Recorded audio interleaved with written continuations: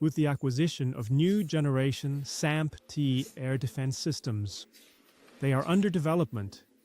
By 2026, a decisive step will be taken, and the agreement is given to deploy them on Ukrainian soil. They will complement capabilities you already know, but with new performances. And then the acquisition of up to 100 Rafale, so latest generation fighters, with their full armament. This is a new generation that opens after the delivery of the Mirage 2000, which was agreed upon several months ago, and the training of pilots. And so we are going to deploy this commitment to acquire 100 Rafale fighters with the training programs that must accompany them and the deployment programs. We are planning for all this a strengthening of our bilateral cooperation, acknowledging the complementarity of our industries and thus, in many of these capacities, also co-productions with the development of joint projects on Ukrainian soil, particularly in the field of drones and drone interceptors. And we will have a dedicated discussion on this subject shortly, which is a crucial element of Ukraine's current resistance and crucial for future successes. This agreement demonstrates France's willingness to put its industrial and technological excellence at the service of the defense of Ukraine and therefore of Europe. This same determination to act was also at the heart of our joint visit with clear criteria of European preference. Support for Ukrainian budgetary expenditures must also be accompanied by robust conditionalities. Beyond that, the European Union must continue to provide Ukraine with predictable and stable long-term financial support. We will achieve this, including, if necessary, by building new paths, as we have done in other cases when the situation required it. I am thinking in particular of joint borrowing in the context of the pandemic. This will be both a strong signal of support for Ukraine and a message to Russia, which must not believe it can count on European fatigue. We are also determined to continue strengthening our sanctions against Russia in coordination with the United States in order to weaken its ability to continue its war effort.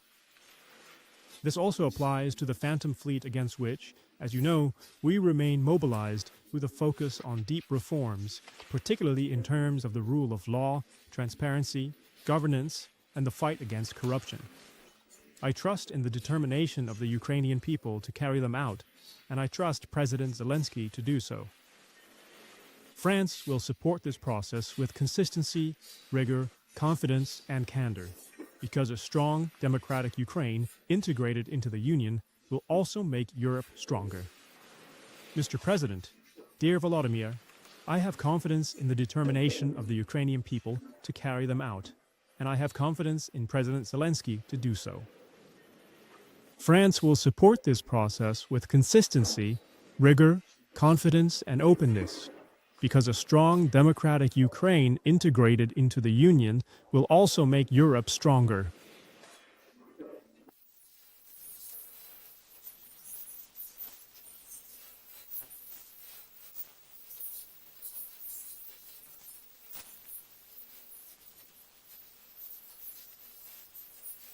The energy of our forces is strengthened by this type of document. It is an important step towards consolidating our military capability. The first step is to provide 100 Rafale F-4 fighter jets. The announcement. Not too late, given the situation on the ground. And maybe one last question. By perhaps escalating to an additional and very significant level, does this not risk making France perhaps a co-belligerent country? Do you fear potential Russian reprisals? Thank you.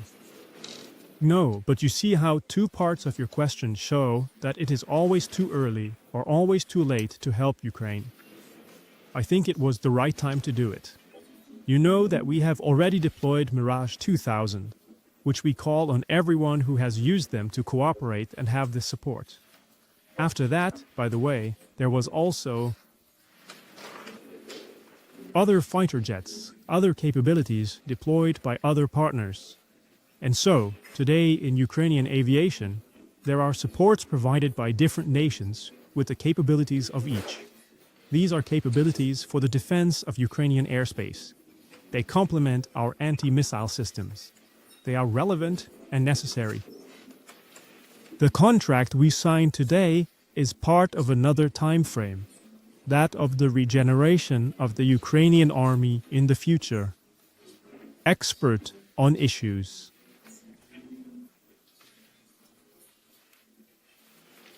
Yachts, as if. Did you discuss the topic of the reparations loan with President Macron? Of course. How advanced are the negotiations on this issue? And can we say that the long-term promising agreement signed today includes the use of these funds for the purchase of military equipment? And of course, I cannot ask you, because the French colleagues promised, but for some reason, no. Are the measures taken so far sufficient to cleanse the management system of corruption? And what will be the next steps? Thank you for the question. First of all, regarding financing, basically President Macron mentioned that there are SAFE programs, there are ERA programs. SAFE is more used for co-production, and even in the Rafale program, we are considering possibilities if technically we are ready. Then at some point, co-production of these aircraft parts accordingly. Yes, and for us, this is very important, just like the co-production of drones. And we want to, and we will use the SAFE program in this direction.